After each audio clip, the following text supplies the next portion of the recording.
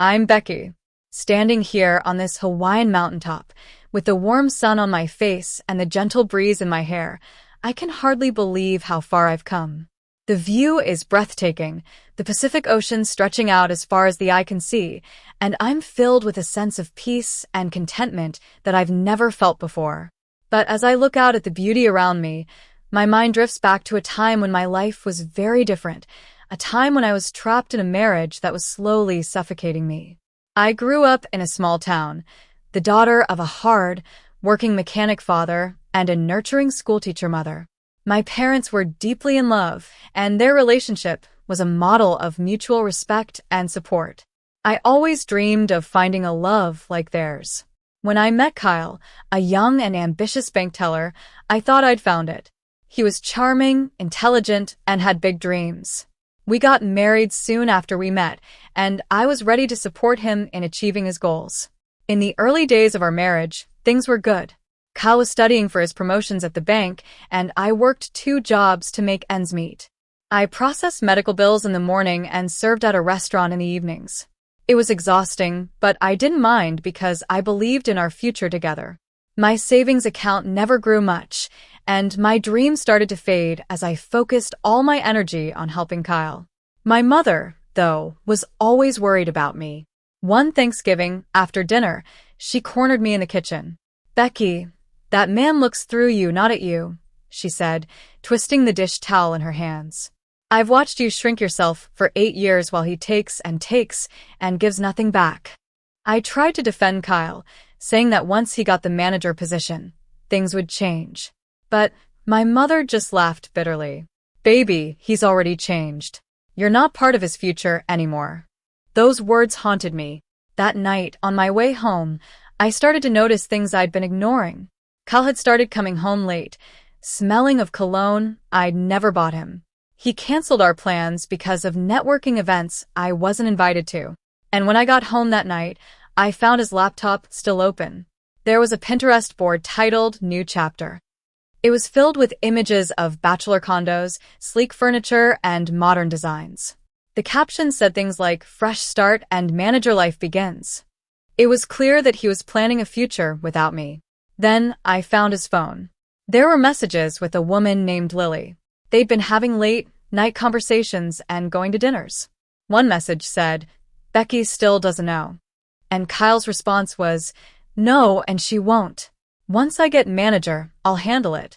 I felt like my world was crashing down around me, but I decided to stay silent. I wanted to see how far he'd go. When Kyle got promoted to bank manager, he marked the occasion by serving me divorce papers at his promotion party. In front of all his colleagues, he called me dead weight.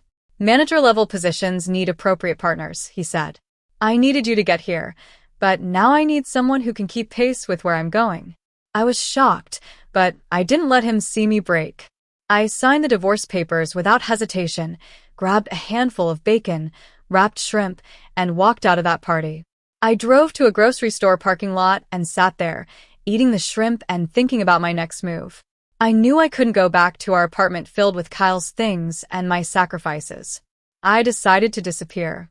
I called in sick to both my jobs, withdrew my half of the joint checking account, which was $5,300, and closed the account. I also canceled all the utilities that were in my name, including electricity, internet, and water. I took only the things that mattered to me, like my grandmother's jewelry box and my mother's china, and drove north with no destination in mind. I ended up in Seattle. I found a small studio apartment with a view of the Space Needle. The landlord, Mrs. Chin, was kind and gave me the first month at half price.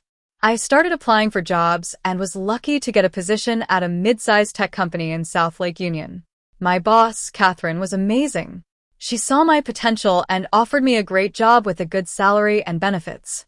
My co-workers, Jessica, Thomas, and Linda, were also very friendly. They made me feel welcome and appreciated at work. On Saturdays, I would go to a coffee shop near my apartment. One day, a man named Ethan sat down at my table. We started talking and ended up chatting for 3 hours. He was a software engineer from Portland, and we had a lot in common. He asked me out for dinner, and I said yes.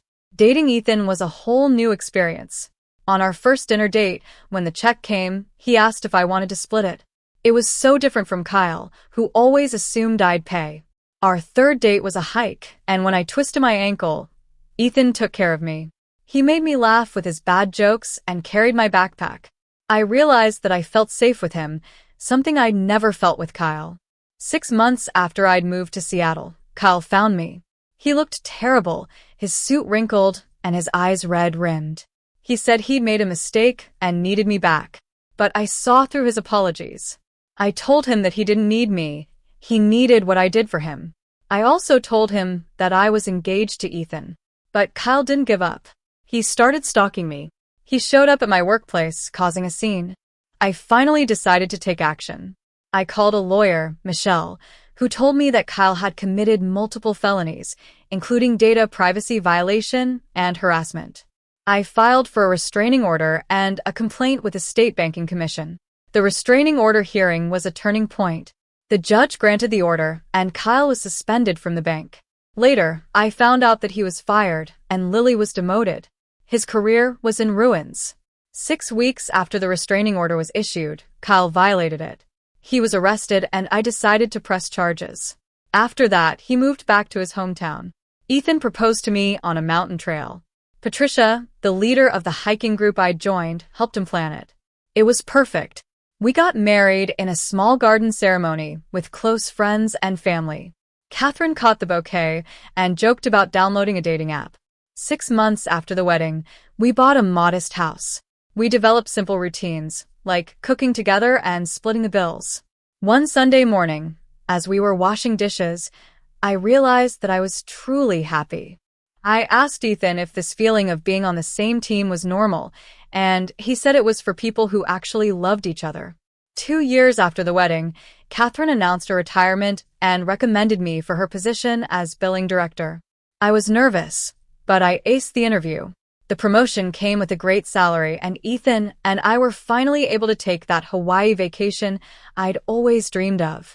Here, on this mountaintop in Hawaii, I look at Ethan and know that I found my true partner. Kyle's actions were a wake-up call that led me to this new life. I've learned that being called dead weight doesn't mean you can't fly. I'm not dead weight. I'm the foundation of my own life, and I'm soaring. Kyle may have thought he was getting a fresh start by leaving me, but I'm the one who truly got a new beginning, and it's everything I could have ever hoped for.